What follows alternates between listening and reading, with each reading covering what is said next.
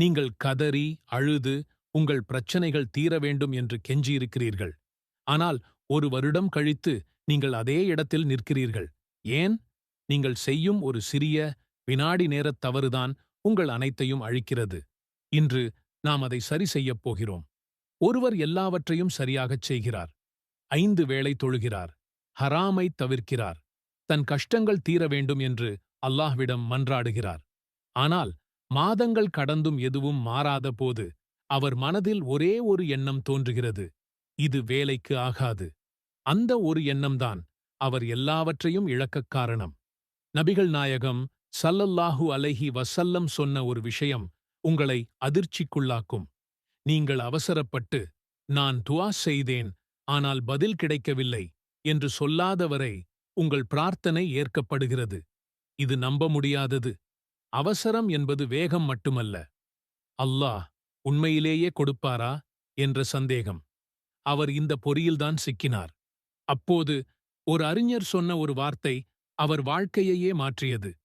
நீ கேட்டது எல்லாம் உன் வீட்டு வாசலில் நிற்கிறது. ஆனால் நீதான் அவசரப்பட்டு கதவை முகத்தில் அறைந்து சாத்துகிறாய். இப்படி கற்பனை செய்து பாருங்கள். உங்கள் துஆ அல்லாஹ் அனுப்பிய ஒரு பரிசுப் பெட்டி. ஆனால் உங்கள் பொறுமையின்மையால் நீங்களே அதன் மீது திருப்பி அனுப்பு என்று எழுதிவிடுகிறீர்கள். அந்த நொடியில் அவர் முற்றிலும் மாறினார். ஆக அவர் என்ன செய்தார்? இந்த நம்ப முடியாத 5 படி செயல்முறையை முயற்சி செய்தார். முதலில் முன் எப்போதும் இல்லாத அளவுக்கு அல்லாஹ்வை புகழ்ந்தார். பிறகு நபி ஸல்லல்லாஹு அலைஹி வஸல்லம் மீது ஸலவாத் சொன்னார்.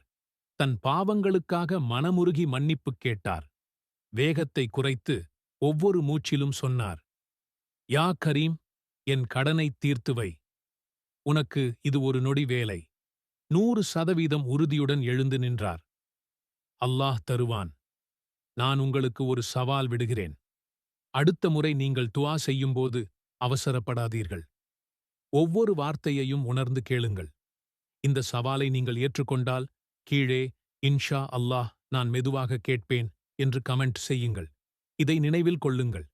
அதிசயம் நீங்கள் சொல்லும் வார்த்தைகளில் இல்லை. அதற்கு பின்னால் இருக்கும் உங்கள் அசைக்க முடியாத நம்பிக்கையில் இருக்கிறது. 1 நிமிட அவசரம் பல வருட பிரார்த்தனையை அழித்துவிடும். பொறுமையாக இருங்கள். அல்லாஹ்வின் வாக்குறுதி உண்மையானது.